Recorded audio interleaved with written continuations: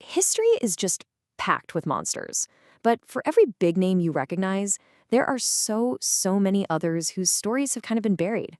Well, in this explainer, we're going to do some digging. Let's get into it. So when I say serial killer, what pops into your head? Probably names like Ted Bundy, maybe Jack the Ripper, right? Of course.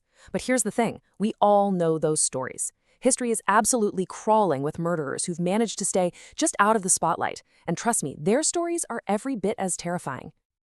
Okay, so before we dive in, let's make sure we're all on the same page. What even is a serial killer? The definition has actually changed a bit over time, but right now, the FBI defines it as the unlawful killing of two or more people by the same person in separate events. It's a pretty simple framework, but it's really important for understanding the people we're about to meet. All right, first up, we're diving into a motive that is just ice cold: money. We're going to look at two women from the 1800s who literally turned murder into a business. A profitable, chilling business. So on one hand, you've got Baba Anushka over in Yugoslavia. Her product? Poison, sold as a quick fix for bad marriages. And on the other hand, there's Amelia Dyer in Great Britain, who cashed in on a terrible social problem through something called baby farming. Two very different methods, but the core idea was the same. They saw a market for death, and they were happy to supply it. So how does someone become a professional poisoner? Well, for Baba Anushka, it was a really long and frankly bizarre journey. It started when she was just 20, heartbroken and left for dead by a lover. She threw herself into studying chemistry. Fast forward a few decades, she's a widow, a respected village herbalist. They even called her the grandmother of the village, and that's when she sees it. A business opportunity, right in the middle of all the unhappy marriages around her.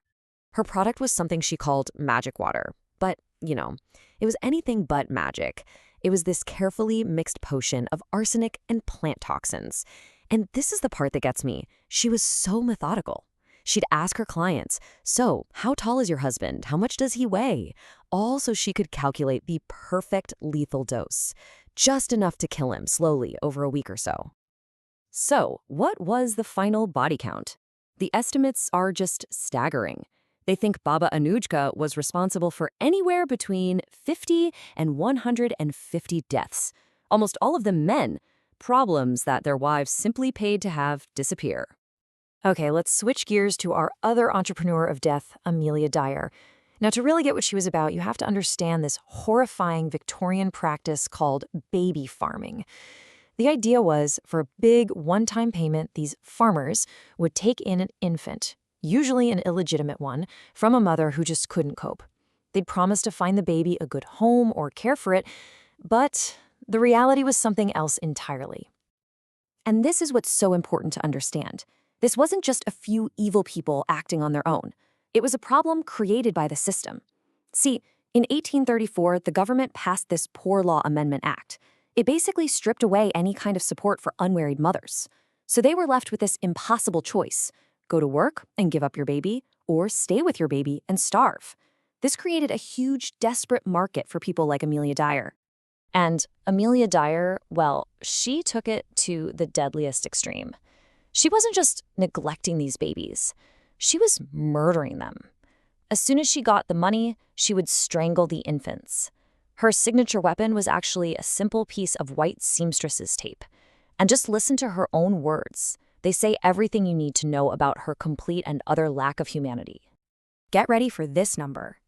Over her 30-year career, it's believed that Amelia Dyer murdered as many as 400 babies. 400. That makes her one of the most prolific serial killers ever. And for her, every single one of those deaths was just a business decision. It was cheaper than actually caring for them. All right, so we've seen murder as a cold, calculated business. Now we're going to shift gears completely to the kind of opportunistic savagery that can only happen when society itself is falling apart. We're talking about killers who thrived in the total chaos left behind by massive wars. So let me introduce you to two characters, Melchior Hedloff and Peter Niersch. These guys were highway robbers, operating during some of the most violent periods in European history, the 30 Years' War and the German Peasants' War. Think about it. When society collapses, when the roads are completely lawless, people like this basically take over. But, and this is a big but, the stories we have about them come from a very, very sketchy source. Yeah, see, Everything we know about them is this weird mix of fact and total folklore. It all comes from these things called criminal pamphlets. And the facts in them? They were usually gotten through confessions under extreme torture. These pamphlets were basically designed to be as sensational as possible. They were like a mix of news report and horror story. Take Peter Niersch. He confessed to 544 murders. I mean, just think about that number. It would make him one of the deadliest killers in all of human history. But we have to remember how they got that confession out of him. He was literally being tortured to death on the breaking wheel at the time. So it's an unbelievable number, but you have to take it with a huge grain of salt. And that right there brings us to a really uncomfortable point.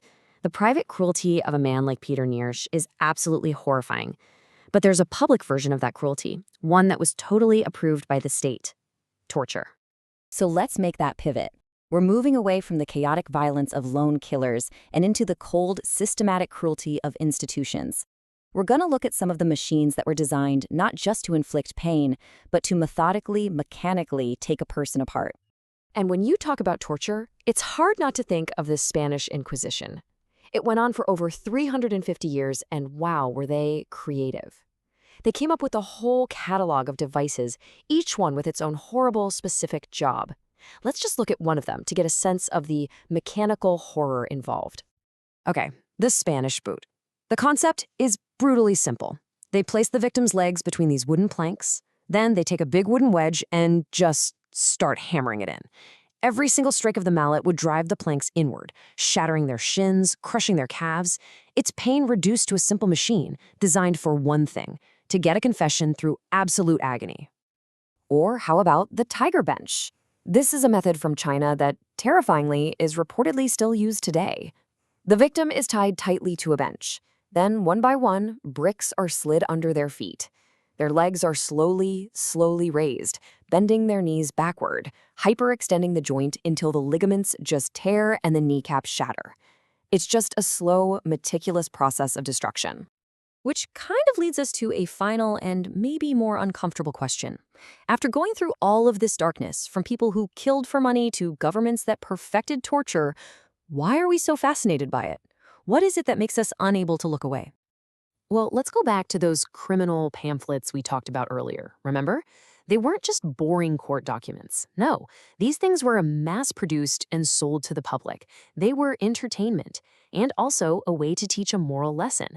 They were, for all intents and purposes, the 1600s version of a hit true crime show. And that tells us something really fundamental, doesn't it? The technology has obviously changed. We've gone from pamphlets to podcasts and documentaries, but the human impulse behind it, that hasn't changed at all. This fascination we have with people who shatter all the rules, this need to try and understand the absolute darkest parts of human nature, it seems like it's always been with us. So I'll just leave you with this to think about. Is it just morbid curiosity? Is it our way of trying to understand evil from a safe distance? Or is there something deeper going on in our own minds? Why, after all these centuries, can we still not get enough of history's darkest stories?